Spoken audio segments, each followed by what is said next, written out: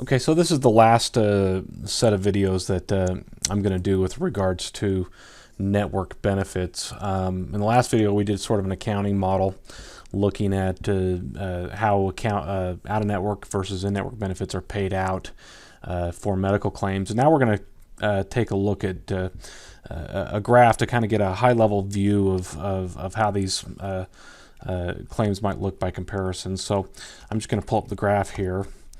Again, we're going to say it's a $500 deductible, 80/20 co-insurance, $5,500 out-of-pocket maximum.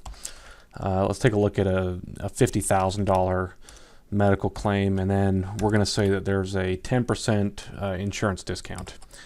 And so what we're looking at here is two graphs that are basically the same thing. So the top graph here is in this area, that is the in-network cost share, and then the bottom graph here is the out-of-network cost share. And really, the main thing to see here is just proportion. So to get a rough idea of visually how would those two benefit structures pan out against each other. If we look at it again at maybe $100,000.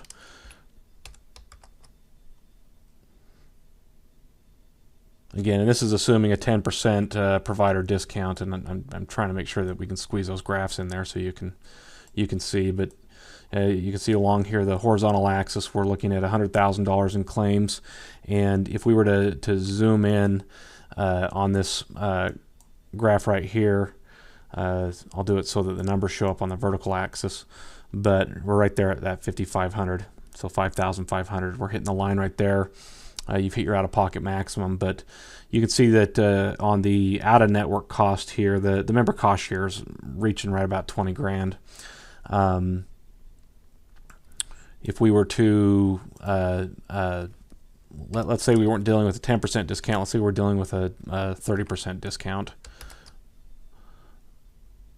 You can just see, I mean, this kind of just goes to continue to illustrate the point that the steeper the discounts, the more punitive your out-of-network benefit becomes.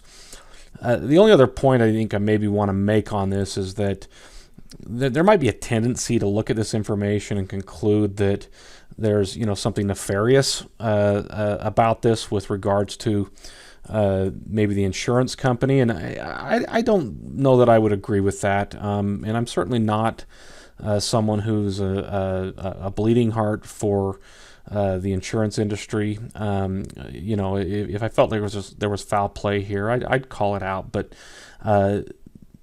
it's just the reality of the contracts. The insurance companies, I think it's a good thing that they have provider contracting. I know there's people who disagree with that, but I see it as a cost management tool, and it's something that benefits the member when you're staying in network, and it's the only way to keep costs predictable and therefore manageable.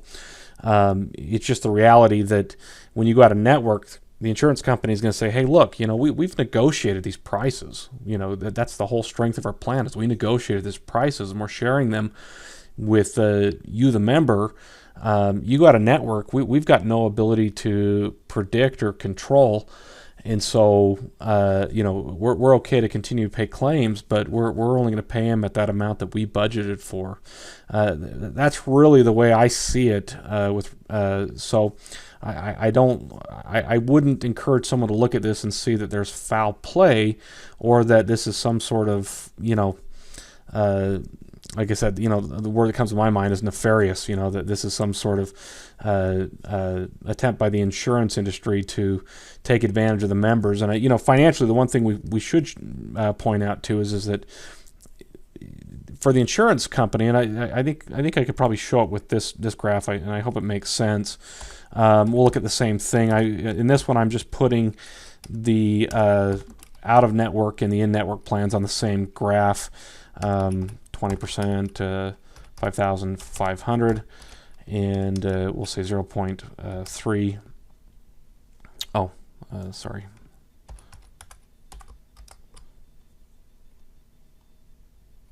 Oh, and we'll say a $50,000 claim. Sorry, I'm forgetting my parameters here. Okay, so on this graph we're looking at exactly the same thing, and I chose not to shade it in because I found out last time I did that if I have too many shaded areas it gets a little hard to read. But this blue line here is what the member's cost would be for in-network payments. The green line it would be for out-of-network payments, and it goes all the way to the floor. And then the red line is the total cost of medical expenses. If we were to say that there's no discount,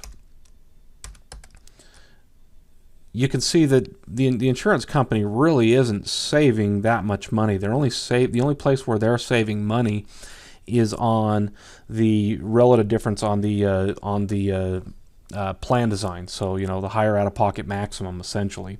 If we were to run this claim up to $500,000, for example, to the insurance company, if there was no provider discount, they're paying the same price. And the point being is that they're not really going to pay that much different. So for the insurance company, they're looking at it and saying, look, we're going to pay the same amount of money whether you go in network or whether you go out of network. And so I wouldn't argue that the insurance company is doing anything to pull one over on the public, because they're paying the same amount of money either way.